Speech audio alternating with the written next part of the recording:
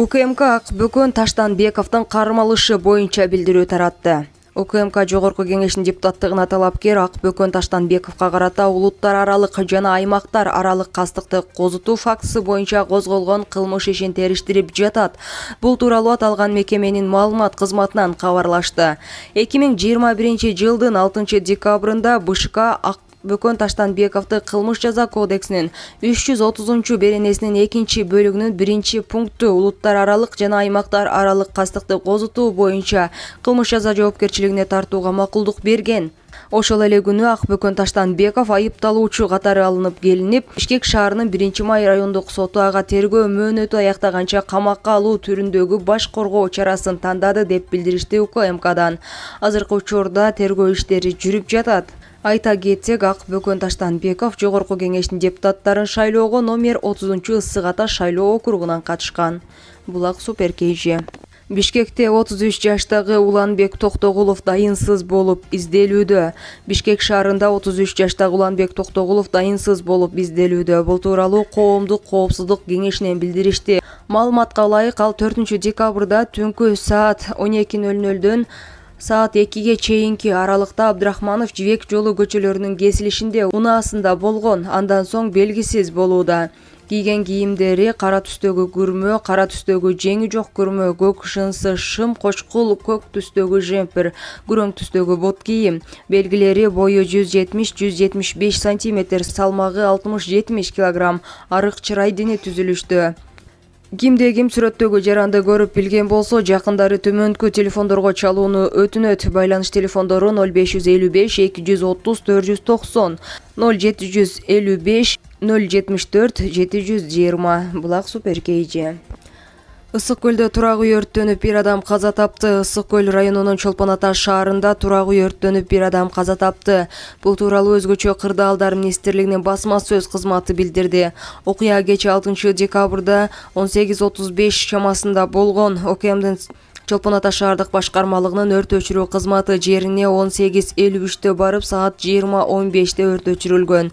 Өрт электр зымынан чыккан. Көз жумган жаран 1958-жылы туулган. Ал иске уланып калган. Булак Марал ФМ.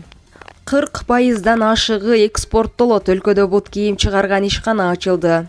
Өлкөдө бут кийим чыгарган жаңы ишкана ишке кирди. Бул туурасында инвестициялар жана өнүктүрүү боюнча агенттигинен кабарлашты. Бут кийим фабрикасы мурунку долбоордон Heilongjiang компаниясынан алынган каражатка ачылган. Өндүрүш 2019-жылы ишке киргизилип, жалпы инвестициянын көлөмү $2 миллион ашкан. Бул продукцияны өндүрүүнүн өлкөдө аналогу жок. Ишкана импорт алмаштыруучу жана экспорттоо багытталган 40%дан ашыгы Казакстандын рыногуна экспорттолот деп айтылат. Жылына 600 000 жуптан ашык бут кийимди өндүрө алат. Ишкана алдыдагы мезгилге өндүрүштүк линияны кеңейтүүнү жана спорттук бут кийимдерди чыгарууну пландаштырууда. Айта кетсек, 2018-жылы мурда агенттик Heilongjiang компаниясынын жип өндүрүү жана курулуш кол каптарын чыгаруу боюнча инвестициялык долбоорду ишке ашырган. 2019-жылдын 28 августунда Кыргыз жергесинде мындай типтеги биринчи ишкананын салтанаттуу ачылышы болгон. Булак Супер КЖ.